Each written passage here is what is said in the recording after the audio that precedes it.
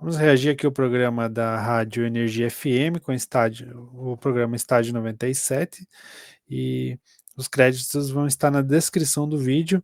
Não esquece, deixa seu like, comenta aqui se acha dos comentários, se inscreve no canal para fortalecer e vamos trazer cada dia mais notícias aqui do Corinthians.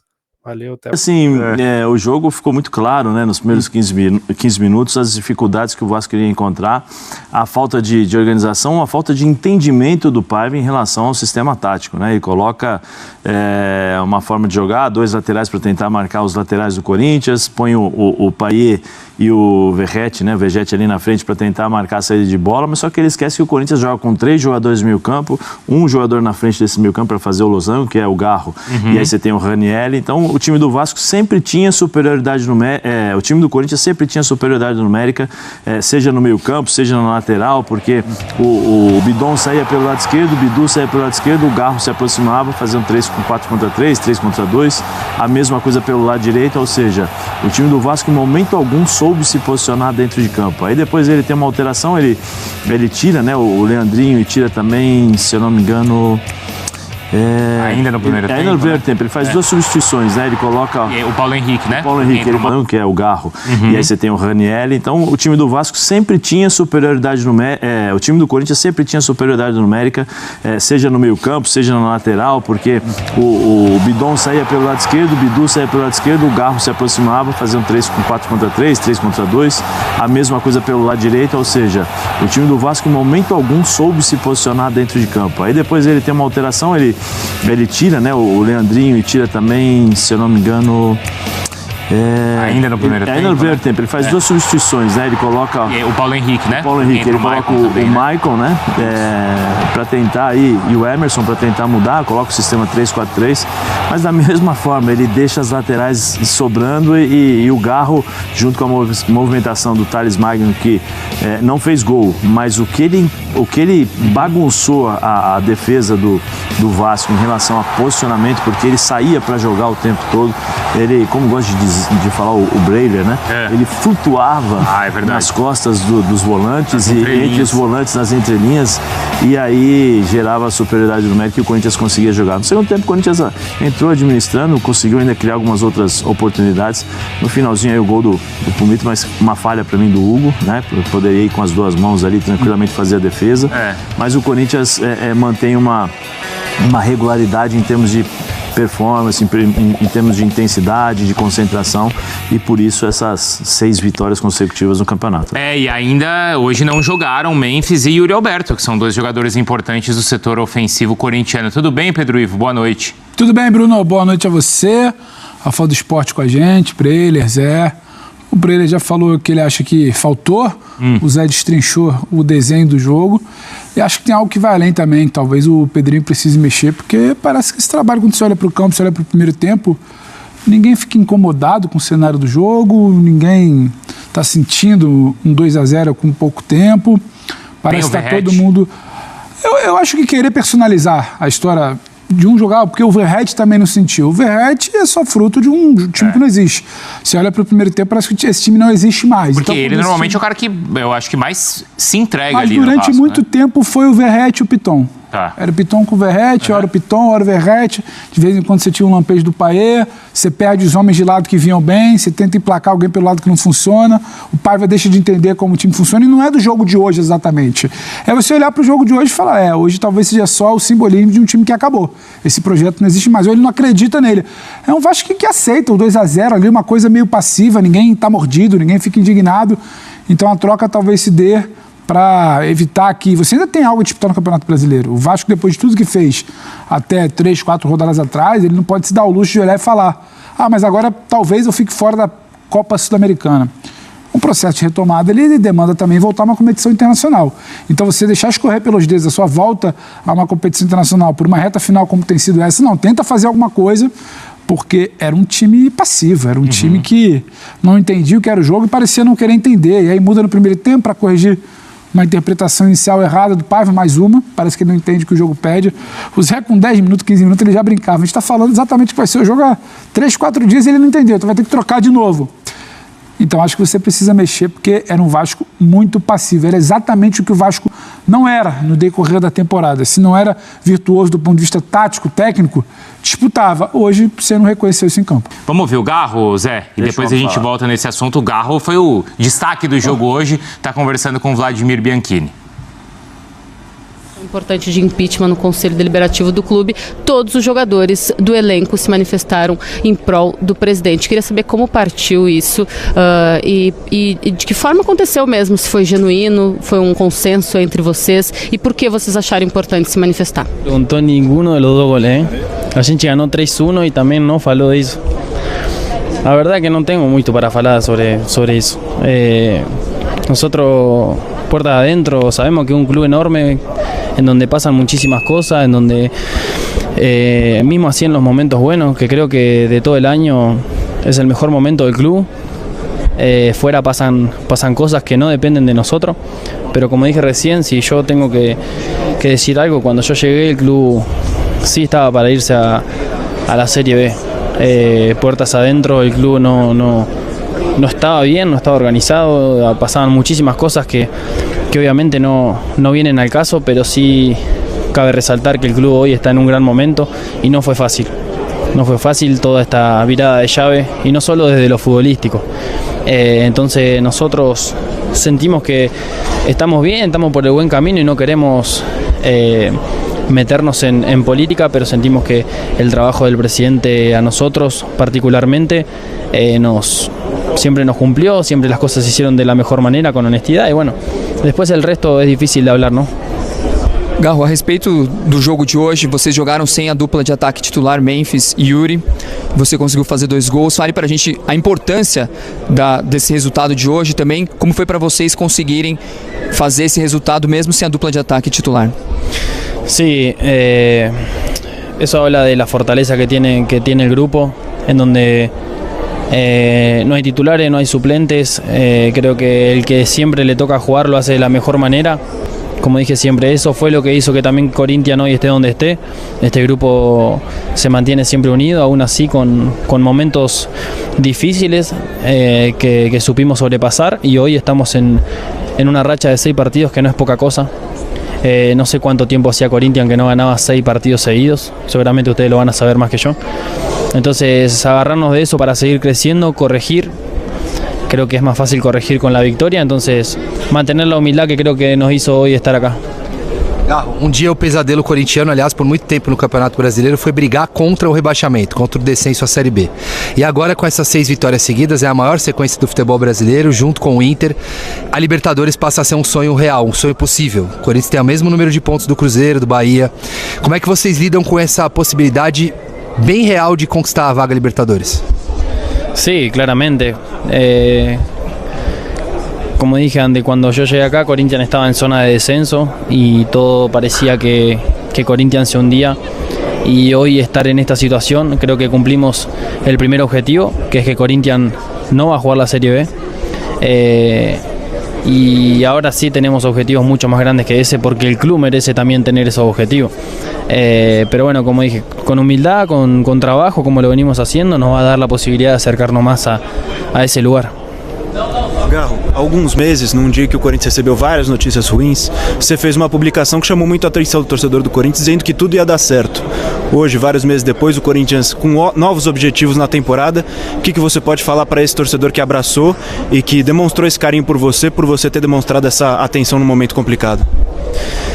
Sí, creo que en ese momento todas las cosas se veían mal, todo lo que pasaba y el nombre de Corinthians estaba manchado. Todo parecía, como dije recién, que Corinthians se hundía y que el final era que Corinthians juegue la Serie B.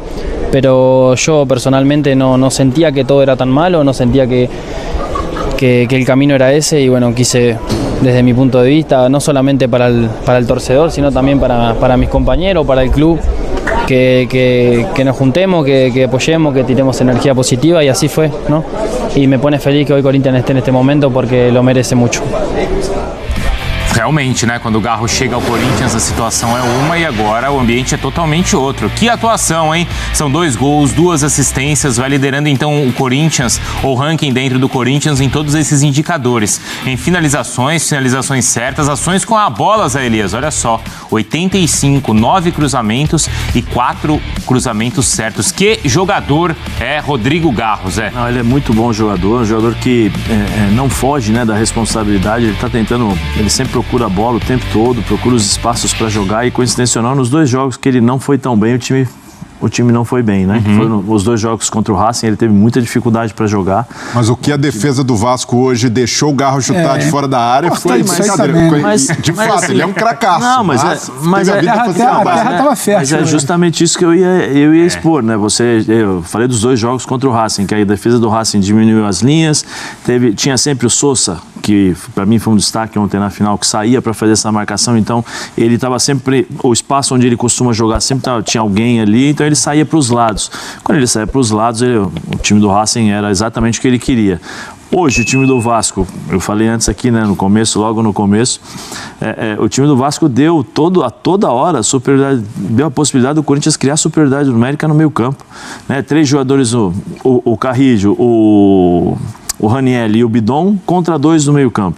E aí você tem o Thales, que eu acho que é um cara que bagunçou a cabeça dos zagueiros, porque ele saía, ele não ficava lá entre os zagueiros, então ele saía para jogar, e aí tinha o Garro e o Thales que saíam e se aproximavam para fazer a tabela. E com isso os 2 meio-campistas saíam também, criavam sempre a superioridade numérica. O time do Vasco não conseguia encontrar o posicionamento, nem falar assim, vamos segurar aqui, ó, vamos fechar um pouquinho, esperar, vamos segurar, né, que a gente fala assim, os volantes, o que acontece? Eles se juntam à linha de 4, fica aqui e fica praticamente fazendo o balanço para fechar os espaços. Nem isso eles conseguiram fazer por conta da movimentação que o próprio Vasco deu a possibilidade para o Corinthians fazer. E aí você deixa Garro com a bola nos pés, totó, toca aqui, aparece, você deixa o Thales Magno se aproximar, o Carrillo jogou uma partidaça hoje, né, o tempo todo saindo pelos lados, o Mateuzinho hoje também foi praticamente um ponta, então o Corinthians encontrou muitas facilidades para poder jogar,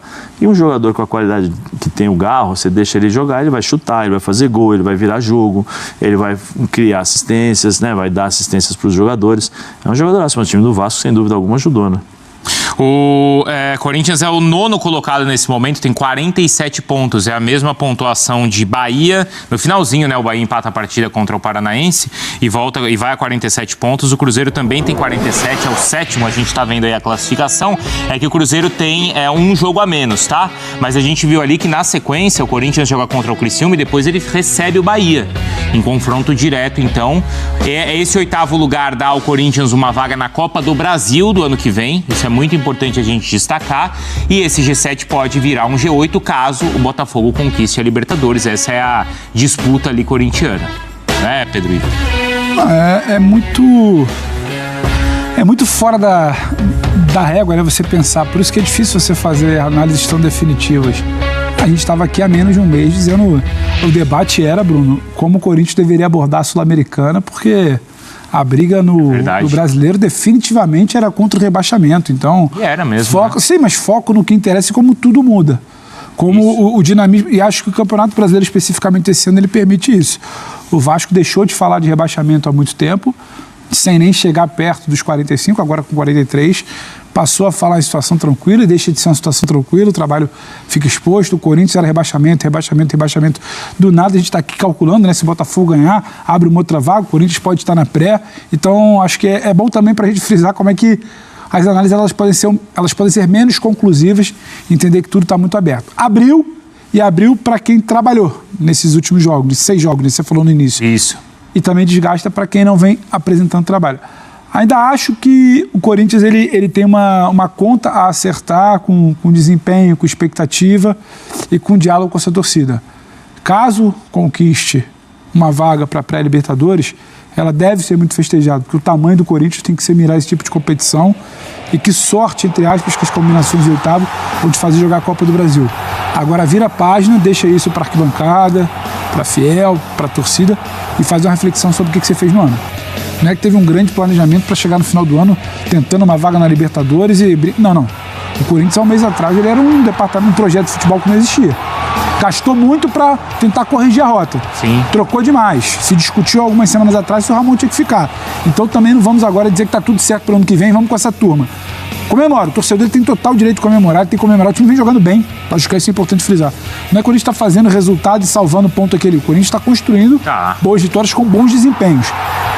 Mas que esse recorte recente não seja usado para ditar o que foi o ano. O ano foi complicadíssimo, a temporada é delicada. Era para fazer muito mais com o que se gasta com o que é o Corinthians. Mas que bom que tá salvando. Até por isso os bastidores continuam quentes. A gente viu ali o Garro respondendo sobre isso e a gente vai falar porque os jogadores se manifestaram e o processo de impeachment segue em andamento lá no Corinthians, né? Principalmente no Parque São Jorge. Vamos voltar lá com o Vladimir Bianchini, que tem informações sobre isso. E tem também, não é, Vlad, a palavra do Augusto Melo, que é o presidente corintiano. Como é que tá essa questão, hein, Vlad? Tá avançando, né? Exatamente, essa questão está avançando, Bruno. Um grande abraço para você, para todo mundo ligado nos canais ESPN. O que acontece? A parte do Augusto, o Romeu Tuma Júnior, que é o presidente do conselho, marcou para quinta-feira agora no Parque São Jorge, dia 28, a votação do impeachment. Ou seja, se caso for aprovado o impeachment, o Augusto será afastado do cargo, depois vão ter novas eleições para daqui mais ou menos 5 dias tem que ser marcadas, e aí no caso o que a gente tem que ver, tem que ter uma maioria simples, ou seja, 301 conselheiros, pelo menos 151 tem que votar a favor do impeachment. E o Augusto veio na Zona Mista aqui falar a respeito dessa situação, fez duras críticas em relação aos conselheiros, falando a respeito de golpe e tudo mais. E além dele falar dessa questão do processo do impeachment, ele também garantiu que vai tentar manter o Fred Luz, que é um dos pivôs dessa história, justamente porque a contratação dele desagradou grandes setores do Conselho Alvinegro, principalmente o presidente Romeu Tuma, que se declarou contra a vinda do Fred Luz e da Álvares Marçal por uma questão, uma suposto conflito de interesses. Então a gente vai ver agora o presidente Augusto Melo falando aqui na Zona Mista a respeito dessa situação e da votação do impeachment. Em relação à defesa, ela foi feita na ética, que é o órgão que compete a eles, foi feito da forma que tem que ser feita, e ali, sobre análise, porque não tem nada, não existe embasamento para o que eles estão fazendo, não existe nada disso. Então para nós foi um espanto receber essa notícia. Em uma semana marcar uma reunião também não seria viável isso, mas vai ser falado também no conselho, nós vamos falar, vai ter a defesa nossa no conselho, a gente está muito tranquilo quanto a isso, mesmo porque o que eu falei não tem embasamento, não tem legitimidade no que eles estão fazendo.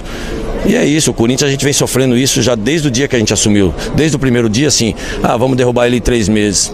Vamos derrubar em 6 meses. Passou 6 meses, agora vamos derrubar ele até o final do ano. Até quando isso? Se todos são corintianos, gente, para com essa história. A gente está manchando a nossa imagem aqui fora.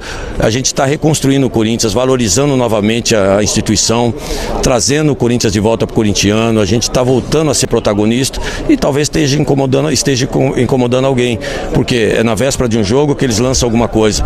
Após uma vitória eles lançam alguma coisa. E o que a gente está aqui é pro bem do Corinthians. Tem que parar com isso, vamos nos dar a mão, vamos ajudar. E o próximo presidente, se alguém quer ser presidente, daqui 2 anos tem uma nova eleição, que se candidate, vence a eleição assim como nós fizemos. E ao contrário, eu quero deixar um Corinthians muito melhor do que eu peguei. Se a gente fizer isso, o próximo mandato, o Corinthians sai dessa situação tranquilo. Eu estava ontem na minha casa, depois de uma semana complicada, para mim foi uma surpresa, até liguei para minha assessora, falei, vocês sabiam disso? Não sabíamos.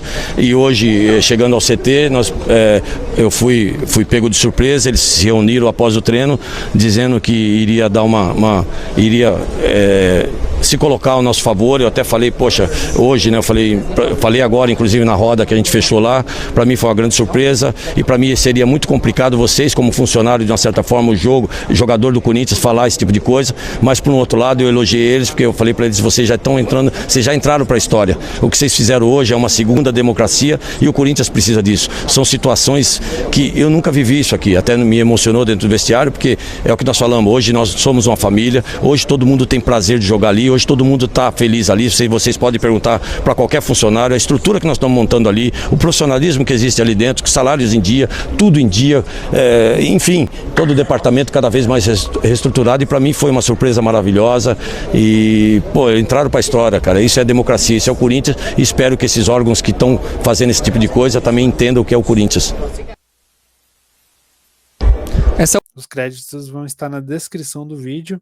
Não esquece, deixa seu like, comenta aqui se acha dos comentários. Se inscreve no canal para fortalecer. Vamos trazer cada dia mais notícias aqui do Corinthians. Valeu, até a próxima.